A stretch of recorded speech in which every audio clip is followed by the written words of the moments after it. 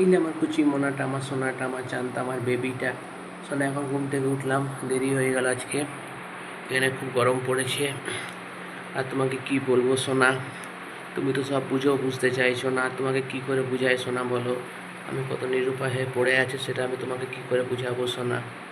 সেটা তোমাকে আমি কি করে বলবো যে আমি কতটা নিরুপায় হয়ে আছি?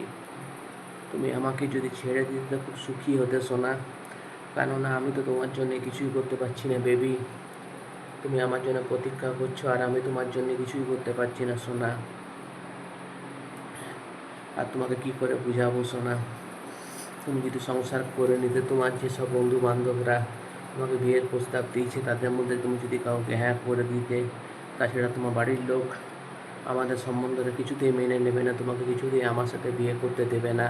আর তুমি এখানে এসে আমার কাছে থাকতে পারবে না সোনা। আমার চিন্তাধারা অন্যরকম। তুমি তার সঙ্গে নিজেকে মানিয়ে নিতে পারবে না। তুমি আমাকে হয়তো যেরকম চরিত্রে মনে করছো সেরকম চরিত্রে তো আমি নাও হতে পারি সোনা। তবে যে তো তুমি আমার উপর কী করে একেবারে চোখ বন্ধ করে ভরসা করছো সোনা, সেটা চিন্তা করে দেখো বেবি একবার। তুমি আমার উপর একেবারে চোখ বন্ধ করে ভরসা করছো। তুমি আমাকে ছেড়ে দাও সোনা। তাছাড়া তাছাড়া তুমি সুখী হবে না সোনা। তুমি আমার সঙ্গে কখনো সুখী হবে না সোনা আমার সাথে। আর তোমার কী করে বুঝাবো সোনা? আমাদের একে অপরের সঙ্গে বনিবনা কখনো হবে না। তুমি ধরে নাও যে এইটাই বিধাতার ইচ্ছা যে তোমার সাথে আমার কখনো মিলন হলো না। আর তোমাকে আমি কী করে বুঝাবো সোনা? এই যে আমার কুচি মোনাটা, আমার সোনাটা, আমার চাঁদটা, আমার বেবিটা।